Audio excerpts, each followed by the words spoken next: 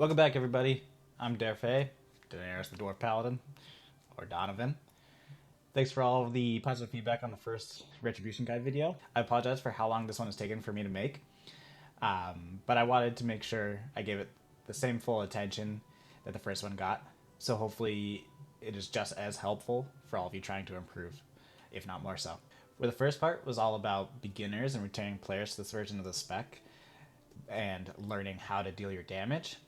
This part is more about everything else that makes for a valuable paladin, contributing in all of our many ways to the group's success. Some of what we're going to go over are our key non-damage dealing abilities, add-ons to make our dungeon runs easier, and how to deal with affixes in the current season and the upcoming season 4.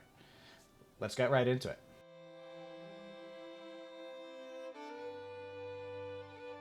So just like in the first part, how I didn't go over every single talent node in our spec, we're going to go over some of our other abilities, but I'll put a list of all the useful ones here on screen.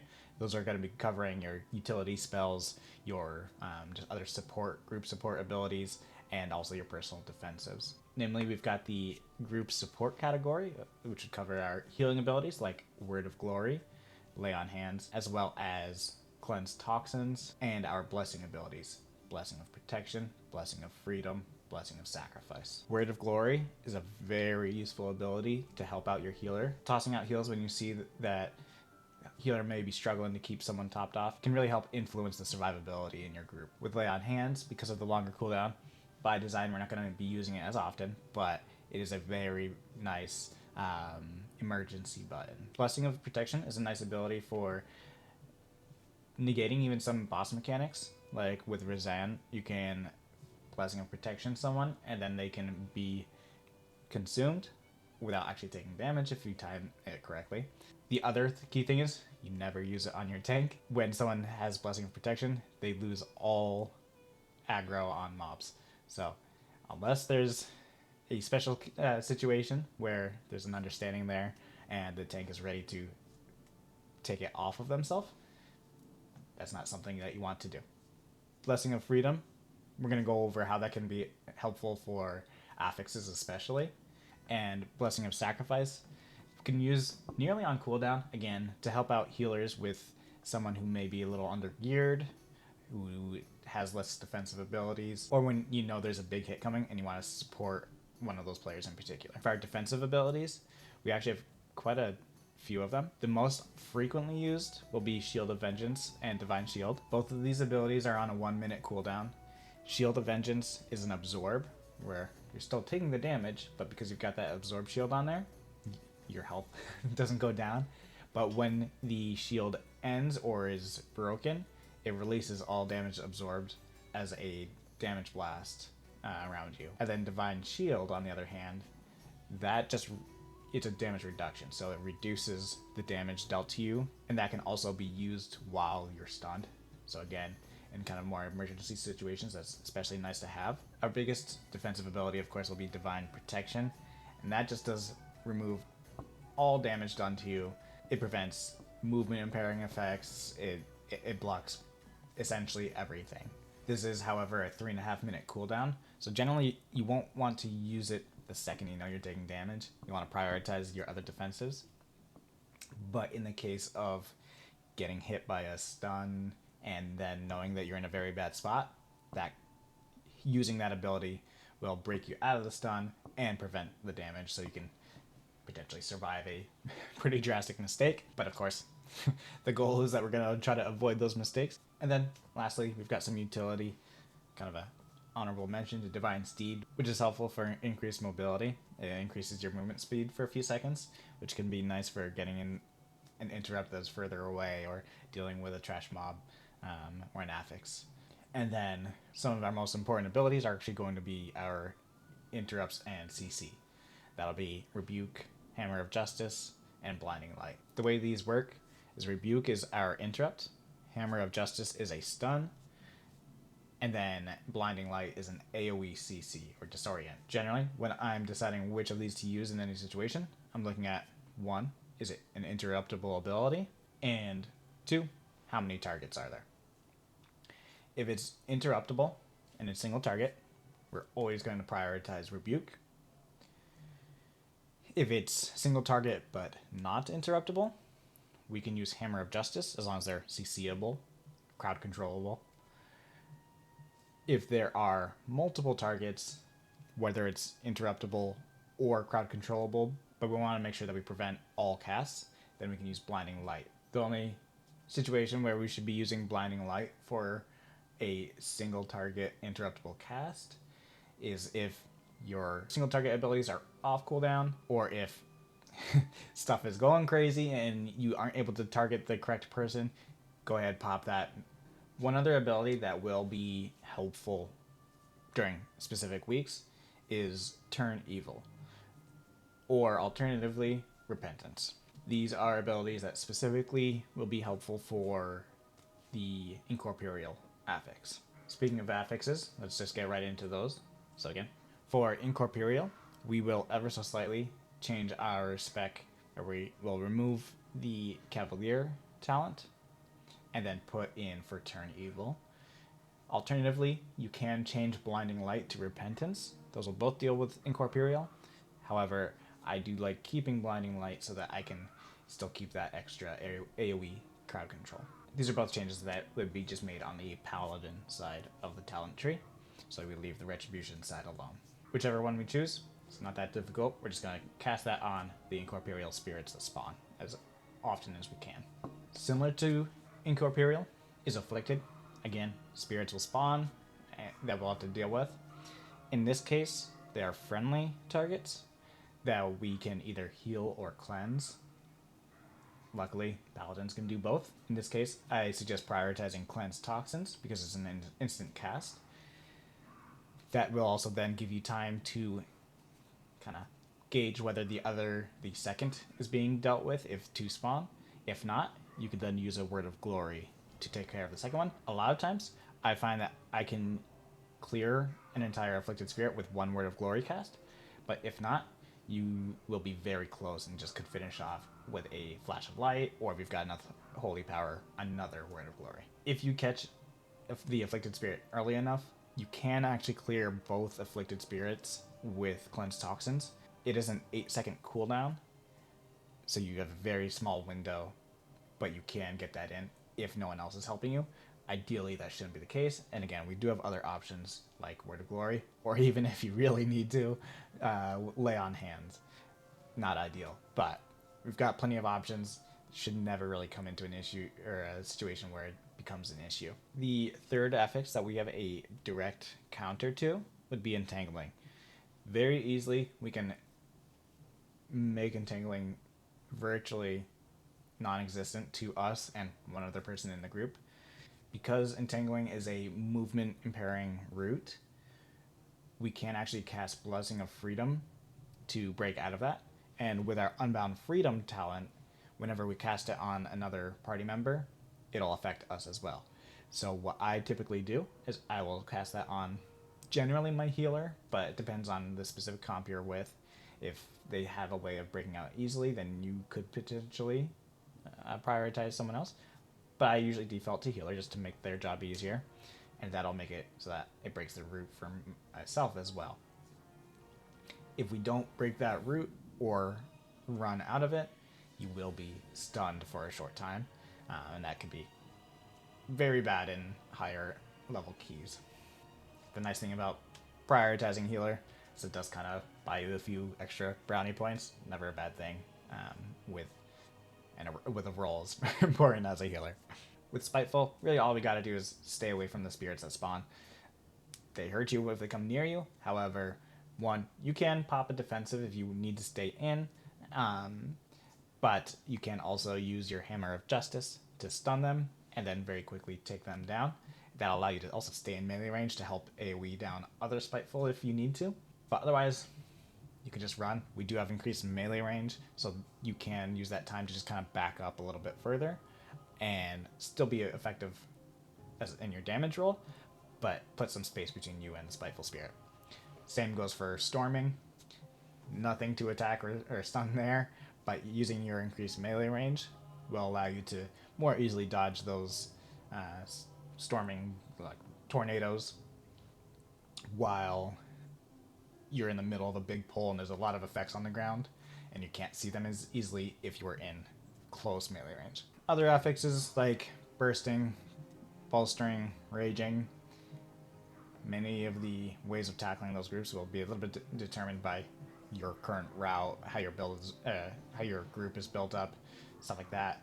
But as far as your direct response to those, using your defensives, especially on things like bursting, where you're directly taking damage and cannot avoid it. Make sure you're using your defensives frequently to help out your healers, and if you're a dwarf like I am, sometimes you can use your stone form to get rid of that as well. Now, the third part is add-ons. Like it or not, there's a lot of talk about that going on right now, but add-ons are a big part of the way that the game is played right now. But mostly what I am looking at are the awareness and user functionality. Your UI, that kind of stuff, the appearance of what you see on screen, there's a lot of wiggle room there. Whatever works best for you. I would prioritize whatever you can read fastest. So I'll put up a list on screen. The add-ons that I find are kind of the most useful for myself are your dungeon add-ons, so Deadly Boss mods, DBM, or Bigwigs. You can use either one, whichever kind of is your flavor of choice. A UI add-on is, again, a little bit more optional for some things, but if you prefer using edit mode, but I do encourage trying it out, maybe checking out some profiles. There are a lot of people who specialize in making different profiles for aesthetic purposes and for usability purposes. So I like ElvUI as my main add-on. I do also use Plater, which is specifically for nameplates. As I did touch, I have hidden bars because I do have a WeakAura specific for our class, as well as some other WeakAuras that apply to dungeons and affixes that just help, again, maintain our awareness without all that cognitive load of trying to look all over the screen and check on things. Again, for awareness, the GTFO add-on, very simple. It screams at you if you are standing in a bad spot. Sometimes the different effects on the ground, or again, in the middle of a big pole, like a large trash pole, you can't see what's on the ground as easily. It's nice just to have that sound go off, just tell you to get out of there. To be honest, I had kind of actually forgotten about this add-on, because it is effective in getting me to move, but it's more of a reaction to it rather than a thinking about what I'm hearing and then thinking I need to move. Is a bad sound, I move. However, one of the comments on a previous video, I did realize that it kind of also helps me with entangling, where I don't have to always look at my character to see if that's what I'm in. The sound that is triggered by entangling will make me just automatically go to use my Blessing of Freedom, and it helps with your reaction speed a little bit. Lastly, as far as a functional add-on, the Click add-on, which I only installed primarily when I was trying to learn how to heal for a whole maybe 2 days. But I quickly realized that I wanted to keep it for DPS. There are many different ways that you can do click cast and mouse over cast functions, whether it's through macros and the default UI or using add-ons. I just like the way that click gives me a lot of tunability in a very easy way, and I just can very quickly set it up, set it for certain specs, so I just know it will work on certain specs, or maybe will lock out to not work on another spec. We'll go over each one of them a little bit so that I can really get an idea of the extent of their functions. So here, just looking at a previous run in the Everbloom, you can see we've got a countdown of the boss abilities. So I can see Brittle Bark is going to start here in 5 seconds. I know that I can use any cooldowns at that time because that's an increased damage phase, as well as it pops up with notifications on screen. So in case, even if I'm not looking at here, or again, also here, we've got a big, nice, obvious kind of display of what's going on. Also, as you see, it does give a notification of just kind of different boss statuses, like with Witherbark re-energizing from the globules. So, pretty much it gives you just a ton of very important dungeon information that the game is not all that great at communicating to us. So, like I was saying, with LVY and many other just interface add-ons, there are many people who will make profiles or for other people to use, or if they maybe just make the one for themselves and then release it. I personally actually just took from the creator Quasi, which I'll link to the video down below. It's got different just layouts for different roles, and then also in that video will be WeakAuras for every class as well. I took his minimalist profile, and then I did change it up a decent amount to specifically to my liking. Again, don't just take a profile and just work around it. Make the make your UI work around you. All right, so post-recording Donovan here. So recorded everything. Was probably 90% through editing everything.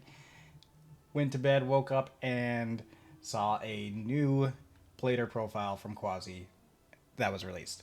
So I'm going to link that one here as well. I've got a clip here from earlier today of trying out this this profile, and I will say it's fantastic. Let's get this started. We will see our, so as with many color coding for different, just like general targets, interrupt targets, focus targets, all that kind of stuff. Also has color coding for priority of interrupt, so that like orange color versus a yellow, both interruptible but at different priority levels, and a lot of audio cues as well. Highly suggest it. I'm going to link it down below with the other profiles as well. But I wanted to just shout that out. I'll probably be using this for a good while. Give it a solid try. I think I'm going to stick with it. I might change up the colors, but that's still easily doable in all the Plater settings. Quasi also goes over how to do all of that in his video, so shout out to him for awesome info and great resource. Let's get back to the rest of the video. On the subject of UI, I have just briefly unhid my action bars here to talk about ability placement. Whether you use the default UI, a UI add-on, whatever it is, definitely get comfortable with those keybinds and how to do them, and then set up all of your abilities in a way that it's just easy to think about on the fly. So for example, 1 through 5 for me is my damage dealing abilities, roughly ordered in kind of like frequency. My control 1 through 5, so control as a modifier, but I'm still using 1 through 5, so I don't have to move my hand, is my finishing moves, my cooldowns, and then even a macro set up with my cooldowns and potion. So got my ultimate damage window macro there. And then lastly, using shift as a modifier, shift 1 through 5, I've got my defensives. Again, you can do that with the default UI. You can do that with the add-ons, whatever it is, just get comfortable and familiar with how whatever setup you use does that. For example, with LVY, I can just pull up the options here, go to your action bars, and then just keybind mode. I just highlight, or I would hover over the ability, and you just press the key that you want it to be set to. Now, WeakAuras, huge add-on. It's an add-on for add-ons, essentially. So I'm going to pull up the WeakAura menu here. Let's go into the game. I'll link the WeakAuras that I use down below, but some particularly important ones are going to be the Dragonflight Dungeons, the I like using Mythic plus Afflicted Affix because that will give us a count of how many afflicted spirits are alive, and then also let us know when they are clear. Options UI, dungeons, affixes, does also give us countdowns for things like afflicted and incorporeal. Again, I use the Quasi Dragonflight Paladin WeakAuras, which is how I display all my abilities, know if they're on cooldown, off cooldown, if I'm in range, that kind of stuff. And then I like using Ultimate Mouse Cursor. What that does is it gives me this circle around my cursor. It just makes it a little bit easier to see in combat where my cursor is. I don't get it lost in the just pile of a bunch of effects going off. And then we do have click. So if I open my spell book here, you'll see an icon on the right that says click binding configuration. So if I click that, you can see now you are in click binding mode. So if I hover over an ability and press any key or mouse click, whatever, it will set that as the keybind for that ability, which you'll see here on the right. You can see I've got some set for different specs as well as, of course, Retribution. But let's take this one as an example here.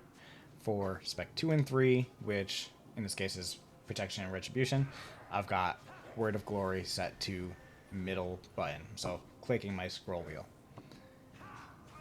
What this does is makes it so that I can, here, we'll go ahead, let's put ourselves into a group.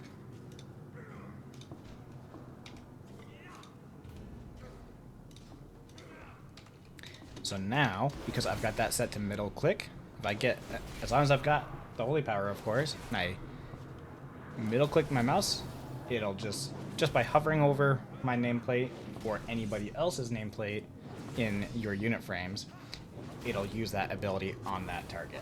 So you can also use this for your affixes as well. Afflicted doesn't give you a friendly unit frame section. However, what you can do is use the click hovercast function. So just by mousing over, you can enable binding sets, hovercast bindings. Now, whenever I hover over a friendly target, it is not targeted. I've got this guy over here targeted, but say this is the afflicted spirit. Just by having my mouse over there, not pressing anything, it's not targeted, I'm just gonna hit my cast, which you can see is Shift D. The button itself doesn't matter, that just happens to be what works for my brain. And I'm just gonna hit Shift D, and then you can see from that effect that it cast on there. So this is especially helpful. So right now, say I'm fighting targets, I see the little signifier that an afflicted spirit is about to spawn. What I can do is put my cursor over there. As soon as it becomes active, I just hit Shift D, and it's immediately gone.